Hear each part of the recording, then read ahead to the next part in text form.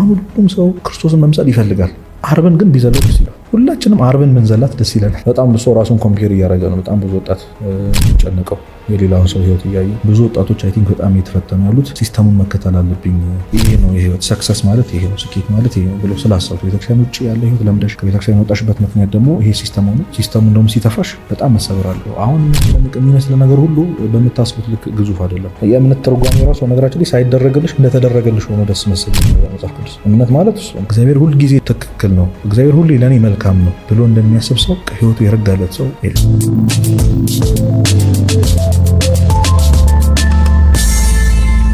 እያለቀስን የኖርነውን ህይወት እየሳቅን የምንተረክበት ቀን ይመጣል የምትል ፕሪንሲፕል ነበረችኝ ሁሌ እና እንዴት ነው ሳልፈው እንዴት እንደማወራው እያሰብኩ ደስ ይለኝ ነበር። ካለፈ በኋላ ስታወሪው እንዲኳ ሳልፊያለሁ እንደዚህ የታክሲ አጥቼ እንዲሆኝ ምናምን ስትይ በቃ እሱ በጣም ያበረታን ነበር። እና የቤተክርስቲያን ሰው መሆን እንዴት ነው በጣም ኤክሰስ የሆኑ ነገሮች እንዳንመኝ፣ ለዓለም ያለሽን አመለካከት ይሄ ሀብት በጣም በቃ ዌልዝ እና የሚባሉ ጉዳዮች ላይ ያለን አመለካከት የተለየ ስለነበረ ብዙ የሚያጓጓን ነገር አለ፣ ብዙ የሚያስደንቀን ነገር አልነበረም። አዲስ አበባ ላይ እንግዲህ በጣም የብዙ ሰው ላይፍ በጣም ዲፈረንስ አለ። በጣም ኦፖዚት እስኪሆን ድረስ በጣም ዝቅ ያለበት በጣም ከፍ ያለበት አንድ ከተማ ውስጥ አንድ መንደር ውስጥ የሚኖርበት ነው። እና አይ ቲንክ በጣም ብዙ ሰው ራሱን ኮምፔር እያደረገ ነው። በጣም ብዙ ወጣት የሚጨነቀው የሌላውን ሰው ህይወት እያየ እና እሱ ስለነበረ እኛ አያጓጓም ፍላጎቱም አልነበረም። ስለዚህ ብዙ የሚጎዳሽ የሚያሳስብሽ ነገር አልነበረምና አንድ እሱ ነው። ሁለተኛ ቅድም ያልኩሽ የምታልፊው ነገር ሁሉ ነገ ማለፉ አይቀርም። እንዳልኩሽ እኛ ቤተሰብ ላይ በአባት ብቻ ማደግ ደስ የሚል ነገር ሆኖ በጣም ብዙ ፈተና ነበረው፣ ብዙ ማጣት፣ ብዙ መቸገር ነበረውና ያ ደግሞ አልፎ ስላየ ነው ያሳለፈን አምላክ ስላለ እኔ ሼም ነው ላለው ሁሉ ለሰዎች የምነግረው ኢትስ ሼም በጣም ከዚህ በፊት ብዙ ነገር ያሳለፍሽ እግዚአብሔር እያለ ሌላ አዲስ ፈተና ሲመጣ ድጋሚ መጨነቅ በጣም ደባሪ ነገር። እንዴት ነው ብዬ ማስበው ላይክ አባቴ በጣም ለታይኒ ነገር ስጨነቅ ቢያገኘኝ ምንድን ነው ሊለኝ የሚችለው? ላይክ እሱ እየለፋ ነው ገብቶሻል። ጠዋት ወጥቶ ማታ የሚገባው ለእኔ ነው እና ቁጭ ብዬ እስኪ አስቡ ማን ነው እስክሪብቶ የሚገዛልኝ ብዬ ስጨነቅ አሁን አባትሽ ቢያገኝሽ ምን ማለት ነው አይደል? እኔ ላንተ አንሳለሁ። በጣም ሼም ነው ዲስሪስፔክት በጣም ምክንያቱም አባት አለሽ አባቴ እስክሪብቶ ግዛልኝ ማለት አለብኝ። ባይኖረው እንኳን የሆነ ነገር ያደርጋል ግን መጠየቅ አለብኝና መጨነቅ ማለት እግዚአብሔር ፊት ልክ እንደዛ እንደሞ እግዚአብሔር የሚባል ሀብታም አባት ሀብታም ማለት ዓለም ሁሉ የሱ ነው። የዓለማችን አንደኛ የሚባለው ሀብታም የእግዚአብሔር ልጅ ነው። አስበሻል?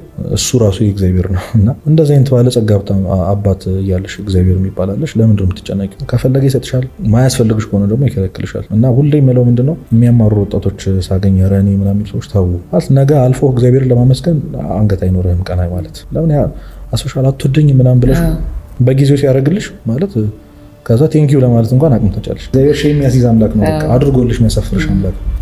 ስለዚህ በጣም በቃ እኔ እንዴት ነው በጣም ደስ ይለኛል። አድቬንቸሩ የሆነ ፈተና ሲኖር እግዚአብሔር ለማመን የምንታገለው ነገር አምናለሁ ብለን ይሄ ጥርሳችን ነክሰን ማለፉ በጣም ደስ ከዛ ሲያደርግልኝ ማድነቅ እሱን በቃ ከዛ የሚያደርግበት መንገድ የምፈልገውን ነገር የሚያሳካልኝ መንገድ በጣም ጠቢብ ነው። በጣም የሚደንቅ ገርሞሽ አቅም ሀው ምናምን የምትያቸው ብዙ ነገሮች አሉ። ብዙ ችግሮች ደግሞ የሚገርምሽ አይፈቱም ብለሽ የተጨነቅሽባቸው ችግሮች የሚፈቱት ባልጠበቅሽው ነገር ወይ የሆነ ማያውቅሽ ሰው እና ሀው በቃ በጣም አቤት የእግዚአብሔርን እጅ በየቀኑ ታይበት የታክሲ ጎሎን ምናምን እኔ በጣም ብዙ ነገር እንደዚህ ኤክስፒሪየንስ አለኝና ያው በጣም ትራንስፖርቴሽን የሚበዛበት ስራ ነበር የሚዞር በየቤተክርስቲያኑ መዞር ነበር የኛ ስራ ያኔ የገባሁበት ስራ ያልኩሽና አንዴ ዳቦ ግዛልኝ የሚል የታክሲ ያጠቼ በእግሬ እየሄድኩኝ በጣም ሩቅ መንገድ እና ዳቦ ግዛልኝ ምናምን አለኝ። ኧረ በእናትህ ተወኝ እኔ ራሴ የታክሲ አጠቼ በእግሬ የሚሄደው ዳቦ አንተ ግዛልኝ በጣም ምርር ብዬ ነበር።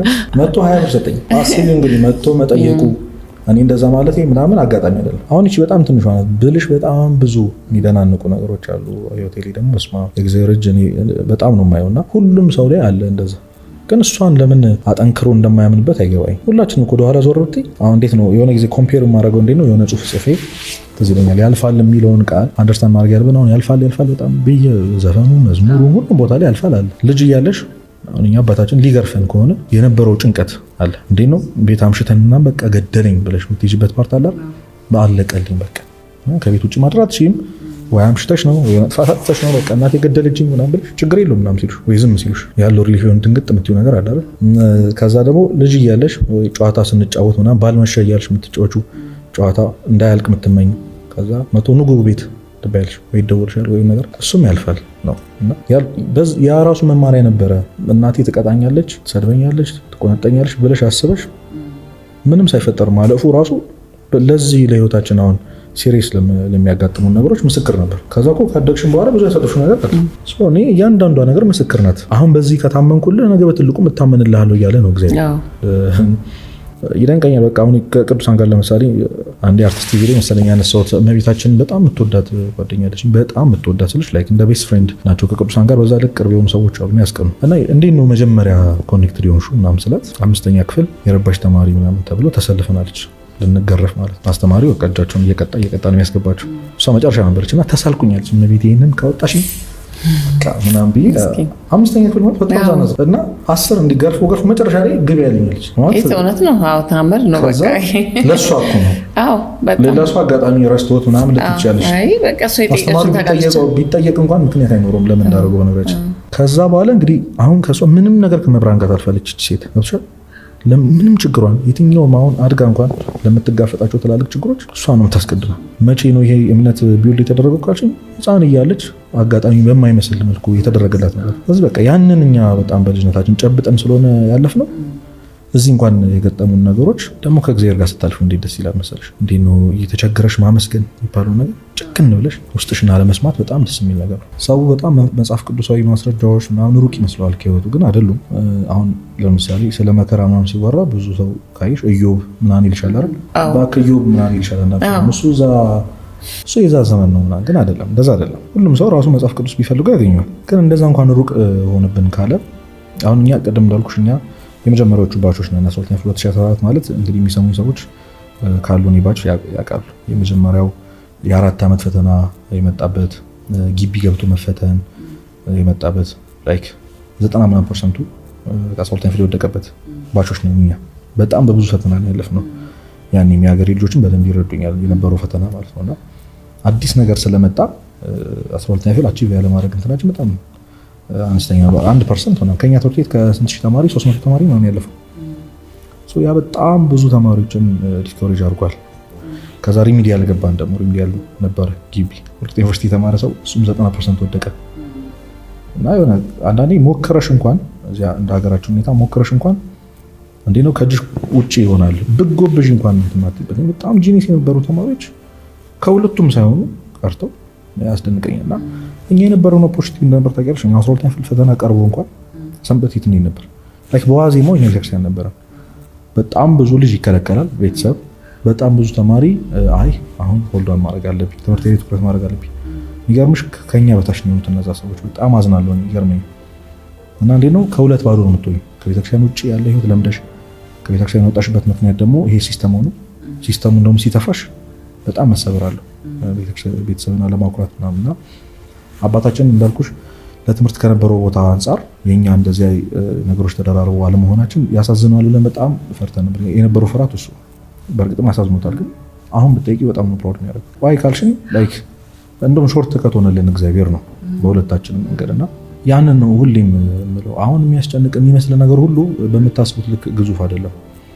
አሁን 12 ክፍሎች በቃ እናቴ እንት አባቴ ምናምን እኔ የሚገለን ይመስለኝ ነበር እኔ በቃ ግን እሱ የሆነ ሳሊ ቤተሰብ ራሱ አጽናኝ ሆነ። አሁን ልጆች እኮ ምንስ ቢሆን ያው ኢሞሽናሊ ሰፖርት ታደርጊያቸው መስሞክሪ አይደል ወድቀው እንዴት ሆነ አትያቸው እና እሱ ነው በቃ ስራ ማጣት አሁን ሲስተሙ በጣም እየከበደ መጣና አንደኛ የቤተክርስቲያን ባክግራውንድ ስለሌለን በነገሮች ሁሉ እግዚአብሔርን ማስገባት ስላለመድን ነው።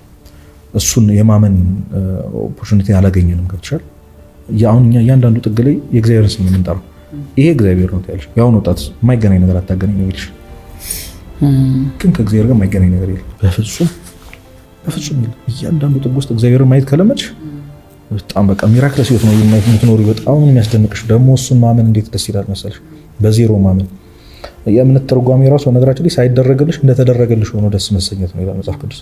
እምነት ማለት እሱ ነው እና እነዚህ ሁሉ ጭንቀቶች የመጡት የህይወት መንገድ ቀጥታ ነው ብለን ስላሰብን በጣም ብዙ ወጣት ከቤተሰብም ጫና ከአካባቢም ጫና በቃ መማር ዩኒቨርሲቲ መግባት መመረቅ ከዛ ስራ መያዝ ማግባት መውለድ የራስሽን ነገር ማካበት መሞት ከዚህ መንገድ ውጭ ቆንሽ አንቺ ልክ አይደለሽ ሚል ማህበረሰብ ውስጥ ስላደግን ይሄ ደግሞ የሚሆንበት ፕሮባቢሊቲ በጣም አነስተኛ እየሆነ ነው አይደል? እየቀነሰ ነው። በጣም ብዙ ወጣቶች ያ ሁሉ ወጣትነታቸውን ኢንቨስት አድርገው 5 ዓመት 6 ዓመት 8 ዓመት የሆነ ኮምፓውንድ ኢንቫይሮንመንት ውስጥ ግቢ ውስጥ ተምረው ሲወጡ 2 ዓመት 3 ዓመት 4 ዓመት ስራ የለም። አሁንም እናትሽ ካሁን ማምጣትሽ ይሄ በጣም ያሳምማል። እግዚአብሔር ጋር ስትሄጂ ግን እንደዚህ አይደለም። እግዚአብሔር ሶስቶኝ ደግሞ እንደዚህ አይደለም። ነገሮች የሚታይበት መንገድ በጣም ይለያል። ህይወት የሚታይበት መንገድ አሁን እግዚአብሔር እኮ አያስጨንቅም። እንዴት ፍሪ አምላክ መሰለሽ። አሁን የፍቅሩ በጣም መገለጫ ብሎ አባቶች የሚገልጹት ነፃ ፍቃድ መስጠቱ። እንዴት ነው አሁን አንድ ሰው ሮቦት ሰርቶ ያለ ሪሞት የሚፈጥረው ያለ ኮንትሮለር ማለት ነው እንደፈለገ እንዲሆን መልሶ ልግደልሽም ቢል በቃ ፍቃድ ሰጠሹ። እንደዛ ነው እግዚአብሔርና በፍቅር ነው ሊገዛሽ የሚፈልገው። እኔን ለማግኘት ራሱ በዚህ መንገድ መሄድ አለባችሁ ብሎ ያስገደደው ነገር የለም። ሁሉም ሰው እግዚአብሔር የሚያገኝበት መንገድ ይለያል። እኔ አሁን አንቺን ጀጅ ላደርግሽ አልችልም። በምንም ነገር ጀጅ ላደርግሽ አልችልም። አንቺ እኔን ጀጅ ልታደርጊኝ አልችልም። ለምን? ከእግዚአብሔር ጋር ያለን ኮሚኒኬሽን ግንኙነት ፕራይቬት ስለሆነ ማለት ነው። የምናደርጋቸው የታዘዝነው ነገር አለ። ግን የአብዛኛው ሰው ህይወት አመለካከት እግዚአብሔር ለማግኘት የሚሄድበት መንገድ የተለየ ነው የሁሉም ሰው። ስለዚህ የሆነ ሲስተማቲክ ነገር አይደለም። አንድ መስመር መሆን አለበት። የሚያስጨንቅ አይደለም። በፍቅር ስለሚገዛ ማለት ነውና ብዙ ወጣቶች አይ ቲንክ በጣም እየተፈተኑ ያሉት ሲስተሙን መከተል አለብኝ፣ ይሄ ነው የህይወት ሰክሰስ ማለት ይሄ ነው፣ ስኬት ማለት ይሄ ነው ብሎ ስላሰቡ መኪና መግዛት፣ ቤት፣ ፌም። አሁን ደግሞ በጣም አስቸጋሪ የሆነ ነገር እሱ ነው። ዝነኛ መሆን። አንድ ቪዲዮ ቫይራል ሲወጣልሽ አይደል በጣም እንትን ኖሽ የሚሰማሽ በቃ ተሳካለት ቢባሉ ምንም የለውም እኮ ምንም የለውም። እውነት አሁን ቲክቶክ አይከፍልን ይገርመኛል። በላይክ ቢከፍልን እኮ በቪው ቢከፍልሽ ግን ኢን ሚሊየንስ ቪው ቢኖርሽ ሰው ኦኬ እንደዚህ ብሎ የቀለደው ልጅ ይልሻል እንጂ የታክሲ አይከፍልልሽም። የኛ ህዝብ ታውቂዋለሽ። እና እሱን እንኳን እንደ ሰክሰስ የሚታይበት ጊዜ ላይ ስለደረስን ያንን ባለማድረጉ አሁን መፈመስ ፈልጎ ያልፈመሰ ሰው በቃ እኔ አይሳካልኝም እግዚአብሔር አይወደኝም ወደ ማለት ይሄዳል ማለት ነው። ስለዚህ ህይወትን የምናይበት መንገድ ቀጥታ ስለሆነ ወይም ደግሞ በራሳችን አመለካከት ስለሆነ የምንመዝነው እግዚአብሔር ደግሞ የማያስፈልግሽ ነገር አይሰጥሽም። እና እግዚአብሔር ስለሚወድሽ ነው።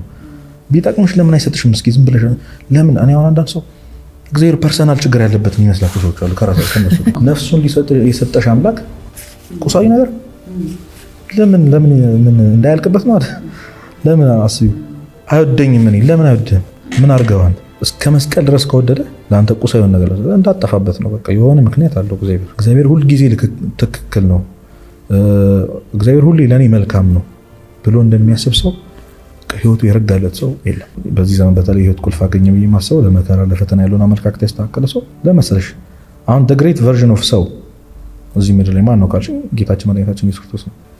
የሰውነት ልኩ ምንድን ነው ካልሽ ማለት ፐርፌክት የሆነ አሁን አንድ ሰው እንደ ገሌ አይነት ህይወት ቢኖረኝ ብለሽ ምትመኘዋል አይደል? ሁላችንም በቃ በጣም ጀንትል የሆነ ሰው፣ አንባቢ፣ ታዋቂ፣ ሀብታም፣ ከዛ በጣም ካይንድ ለሰዎች ብለሽ መስፈርት ልታወጪ ትችላለሽ። ክርስቶስን ግን አያክልም።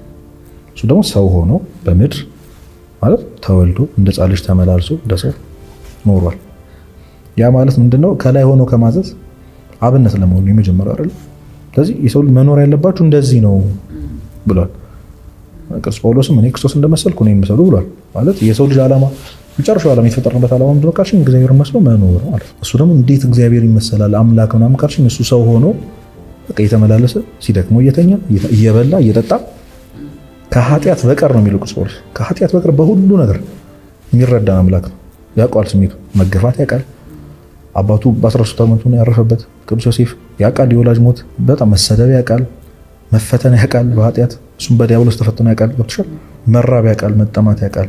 ቤት አልነበረውም። እኔ እኮ በጣም የሚደንቀኝ እኔ አሁን የሚያማሩ ሰዎች በነገራችን ላይ እዚህ ጋር ማንሳት የምፈልገው ነጥብ ክርስቶስ እንኳን ያልኖረውን ህይወት እኮ ነው እየኖርን ያለው።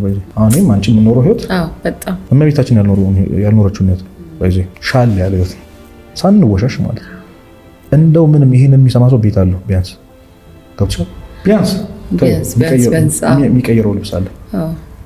ክርስቶስ እኮ ቀሚሱ አብራው ነው ያደገችው። አንዷ ቀሚስ አብራው አደገች ነው የሚለው እና እንደው አዝኖ ራሱ ተናግሯል። በቃ ቀበሮች እንኳን ጉድጓድ አላቸው የሰው ልጅ እኮ ማደሪያ የለውም ብሏል። የሚበላውን ምናምን የሚያመጡለት እኮ ምዕመናን ነበሩ፣ የሚወዱት ሰዎች ነበሩ። ሐዋርያት ናቸው እየዞሩ የሚበሉትን የሚያመጡት። እንዴ ምን አይነት ህይወት ነው እየተመኘሽ ያለሽው? ጌታ እንኳን በምድር ያልኖረውን ህይወት ከዚህ ሄዶ መመስገኑ አለ። ክርስቶስ ኦብቪየስሊ ዝነኛ ነበር። በጣም ብዙ ሰዎች ያውቁት ነበር። ተአምራትን ያደርግ ነበር። ኦኬ በጣም ፖዚቲቭ የሆኑ የምትመኛቸው ነገሮች አሉ። ግን ዓርብ ይደርሳል ደግሞ አይደል? ተማከሩበት። የገዛ ወዳጁ ሸጠው ስሙ 3 ዓመት ሙሉ አብሮት ሲያበላው ሲያጠጣው ሲያስተምሩ የነበሩ አምኖ እኮ ገንዘብ ያዥ ማን ነበር? ይሁዳ ነበር እኮ የሐዋርያት ክርስቶስ ሾሞት እኮ ጌታ ሌባ እንደሆነ እያወቀ ቅዱስ ዮሐንስ እንደውም ወንጌሉ ላይ ከገንዘቡ ይሰርቅ ነበር እኮ ይሁዳ ከሚጠራቀመው አሁን ምዕመናን ከሚሰጡት ምናምን ለምግባቸው ለማደሪያቸው እንዲሆን ሐዋርያት በህብረት ይቀመጥ ነበር። ያ ገንዘቡ የሚቀመጠው ጌታ የሾመው ይሁዳ ነው። እና ቢያንስ እንደዚህ አምኑኝ። አንዳንድ ጊዜ አሁን የሆነ ኃላፊነት ሲሰጥሽ አትፈሪ። እዚህ ምድር በጣም እኮ አስፈሪ ኃላፊነት ፍቅርና እምነት እኮ የወደደሽን ሰው በጣም ይከብዳል ማለት። እኔ አሁን ለዛ አንዳንድ ጊዜ እንዲህ አለቃ እንትን ላይ ያሉ ሰዎች ሆነ ካምፓኒ አለቃዎች የሆነ ድርጅት ያላቸው አለቃዎች ምናምን ኧረ ቀልድ የለም ማቀላለድ የለብህም ምናምን ይላሉ። ኖ በትክክለኛ እንትን ሰራተኛ እንዲታመንልህ ከፈልግ ፍቅር በጣም ያስፈልገው ፍቅር ያሸንፋል። ሌባውን ማለት ነው ይገዛዋል። ኧረ እሱ እንዴት ብዬ እሰርቃለሁ? ከስትሬንጀር ሰው ቢሰርቅ ይሻላል። እና ይሄ እንዴት ነው ትረስት ቢውልድ የሚደረገው? በማድረግ ሳይሆን በመቀበል ነው ይባላል። በእምነት ነው። አንዲት ሴት ነበረች ደንቀኛል በጣም ልጅ ቤታቸው እንጀራ ምግብ እያለ ልጁን ትልኳለች። ሂድ ከጎረቤት እንጀራ አምጣ። በጣም የደከሙ ጎረቤት አላቸው፣ በጣም አቅም የሌላቸው። እቺ ሴት ተቸግራ 2 እንጀራ ትሰጣቸዋለች፣ ዘይት ትሰጣቸዋለች። ልጁ ግራ ይገባል። ቤት አለ እና ዋይ እናቴ ለምንድን ነው እንደዚህ የምታደርጊው? እንደሌላቸው እያወቅሽ ነገ እኔ ለመጠየቅ እንዳታፈር ነው እቺ ሴት አለች። አሁን አለቃዎች ምናምን ለሰራተኞቻቸው በሚሰጡት እምነት በሚያሳዩት ፍቅር ሰው እንዲገዛልሽ የምታደርጊው በፍቅር ነው። እና ይሁዳን ለዛ ነበር የሾመው፣ ቢያንስ እሱ እንኳን ልቡን ከመለሰለት ብሎ ማለት ነው። ገንዘብ አስይዙ አምኑኝ እንዴት ከለዋለሁ እንዲል ነበር። ይሁዳ አልተመለሰም። እንደዚህ ይሄንንም አይተዋል ነው የምልሽ። አሁን በጣም ብዙ ሰዎች እኔ ባመንኩት ተከጅቼ ምናምን አዲስ ነገር አይደለም። አምላክህም እንዲሆኑ አለ። ዋናው ምንድነው? አሁን ከሱ ተቃራኒ የምትሆኙ የመለሽበት መንገድ ነው፣ ስፖንድ ያርግሽበት መንገድ። ከዛስ አርብ መጣች አይደል? አሁን ሁሉም ሰው ክርስቶስን መምሰል ይፈልጋል። አርብን ግን ቢዘለው ደስ ይላል። ሁላችንም አርብን ብንዘላት ደስ ይለናል። ግን ህይወት ይሄ ነው በቃ ማለት ክርስቶስ ሁሌ ሰላም እንደሌለ በመራብ በመጠማት በመቸገር በረት ውስጥ በመወለድ አንዲት ሴት እንዴት ነው በሆዷን ጽንስ ተሸክማ ልትወልድ በቃ ተቻኩላ የምታርበት በረት ውስጥ እኮ። በእርግጠኝነት ይሄን የሚሰሙ ሰዎች በረት ውስጥ አልተወለዱ። የትም ድሃ ብትሆን አንተ በረት ውስጥ አትወለድ። በጣም እውነት ነው። አዎ በጣም ከዛ ደልስት ህይወት ኖሮ አሳይቶናል ማለት ሰው እንዲህ ይኖራል። ኦኬ አምላክ የፈጠረ ብቻ በጃጃ አምላክ ነው። እንዴት ነው አንደርስታንድ የምናደርገው ይሄን ነገር? እኔ አይገባኝም። አይ ቲንክ አንድ ቀን የእግዚአብሔር አምላክነት ግሬስ አምላክ የሚባለው ነገር መፍጠር የሚባለው ግሬስ ሲገባሽ በጣም ይምታታ ያኔ ይገባሻል። እንዴ ታዲያ በረት ታያለሽ። ከዛ እንዴት የ15 ዓመት ብላቴና ድሃ ልጅ ናት እኮ እና እመቤታችን ምንም የላትም እኮ ልታደርግለት የምትችለው እሷን የመረጠው። አስቢ፣ ሄሮድስ ጋር መወለድ ይችላል፣ ቤተ መንግስት መወለድ ይችላል፣ ለራሱ የሆነ ዓለም ፈጥሮ መወለድ ይችላል ነበር። እና ሄደን አርብ ናት እና ክርስቶስን የምትመሲው በትንሳኤው ብቻ ሳይሆን በሞቱም ነው በመከራው ነው። እና ለዛ ነው ህይወታችን ላይ መከራ አስፈላጊ ሆኖ ለዛ እሱን ማለፍ ለጌታ ብለሽ መቀበል ያለብሽ ለዛ ነው። አባ ጳውሊ ከመከራ የሚሸሽ ከእግዚአብሔር ይሸሻል። በብዙ ቦታ ያነሳሁትን አንድ ታሪክ ሜንሽን ላድርግልሽ። አንድ አባት እየዞረ በየበዓቱ እየዞረ ወይኔ እግዚአብሔር ትቶኛል ይላል፣ ያለቅሳል። እግዚአብሔር ትቶኛል ምን አድርገህ ምን ኃጢአት ሰርተህ ይሉታል። ኧረ እኔ ምንም አላደረኩም በቃ ያለቅሳል። እና አበምኔቱ ጋር ሄደ፣ ዋናው አለቃው ጋር ሄደና አባቴ እግዚአብሔር ተወኝ ሲላቸው እነሱ እንደሌሎቹ ምን አድርገህ ነው አይደለም ያሉት። እንዴት አወቅ አሉት። እንደተወ ይኸው 1 ዓመት ሙሉ የሚያመኝ በሽታ የለም፣ ጤነኛ ነኝ፣ አይርበኝ አይጠማኝ፣ ፈተናውም ርቋል፣ መከራ የሚባል የለም እና እግዚአብሔር ትቶኛል ብሎ ማልቀስ ጀመር። እሳቸው ማለቀሱ በጣም ደንቋቸው። እንደዚህ የሚል ሰው አለ።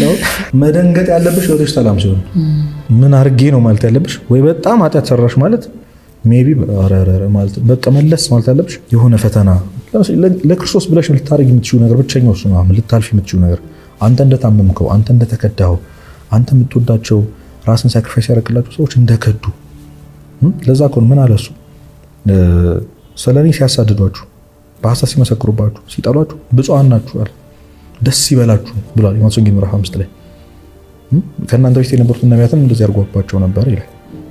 ለሱ ብለሽ የምትቀበዩ መከራ ነው። እና እንደውም እዚሁ ላይ አንድ አባት እንዲሁ በጣም ሰው ይወዳቸዋል። አሁን አንዳንድ በጣም ግሬስ ያላቸው አባቶች አሉ አይደል?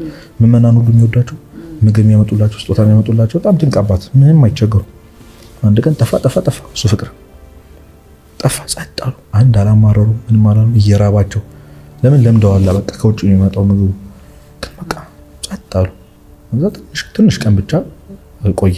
ቼክ የሚያደርጋቸው ጠፍቶ በር ተንኳኳና ሲከፍት አንድ ገበሬ በግመል ብዙ ምግብ ጭኖ መጣ።